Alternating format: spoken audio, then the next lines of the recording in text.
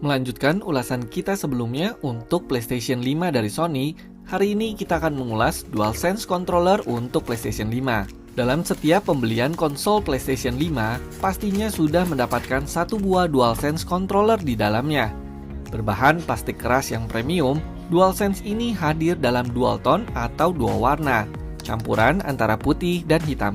Bertekstur doff halus pada semua lapisan depannya sampai ke bagian belakang tengah. Namun, pada bagian belakang samping, tepat pada area grip jari, memiliki tekstur yang lebih kasar. Dan jika dilihat lebih dekat, tampak simbol-simbol PlayStation tercetak timbul menjadi tekstur kasar tersebut. Analognya terasa mantap, bahan karet tebal melapisi seluruh permukaan, bercekung dalam dan bertekstur kasar pada tepiannya. Mendapat force yang cukup kuat dan terasa tepat saat ditekan. Tombol D-pad terasa pas dan empuk dengan rasa sunyi. Berbahan plastik keras transparan tampak sangat serasi dengan tombol-tombol action pada sebelah kanan. Memiliki bahan yang sama dengan tombol D-pad dan saat ditekan terasa tepat dengan minim suara kliki. Tombol trigger jatuh pada posisi yang pas dan antara R1 dengan R2 maupun L1 dan L2 terasa benar-benar berbeda saat ditekan. Touchpad juga masih hadir dalam DualSense ini. Terasa halus dan memiliki feel berat saat ditekan. Di samping kanan kiri touchpad terdapat tombol create dan juga tombol option. Sedangkan pada bagian bawahnya terdapat lubang mono speaker tambahan, tombol PS, dan tombol mute. Tak lupa lubang mikrofon dan port jack audio 3,5 mm. Sedangkan pada bagian atas controller terdapat satu buah port USB tipe C untuk charging dan koneksi dengan PS5. Dibekali dengan baterai internal sebesar 1560 mAh, DualSense ini dapat dimainkan selama 10-15 jam tergantung pemakaian. Menurut kami, secara material terasa sedikit ada peningkatan dari DualShock atau DS4 sebelumnya. DualSense ini terasa lebih solid dan kokoh. Tombol-tombol dan terutama analognya pun terasa jauh lebih baik. Dan menurut pendapat pribadi kami, secara desain maupun modelnya terasa benar-benar beda.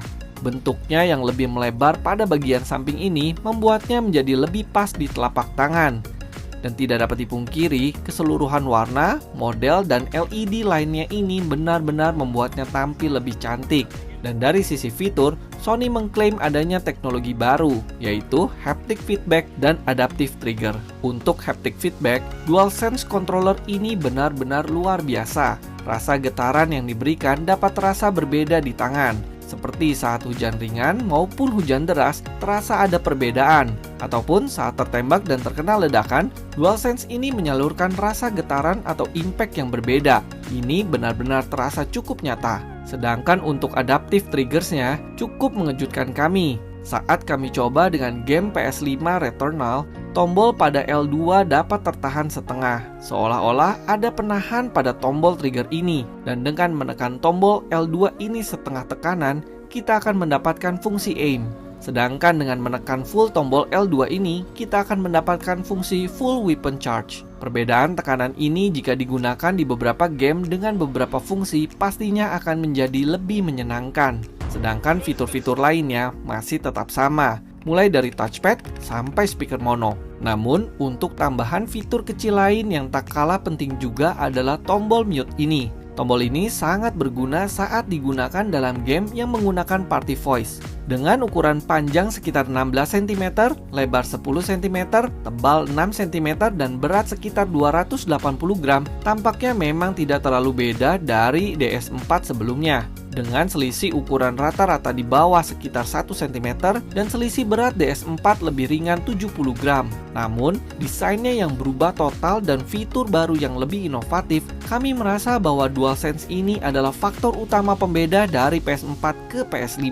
Meski secara desain dan teknologi, mesin PS5 memang jauh berbeda, namun kami merasa game-game dari PS4 dan PS5 dalam resolusi 4K tampaknya tidak terasa terlalu signifikan.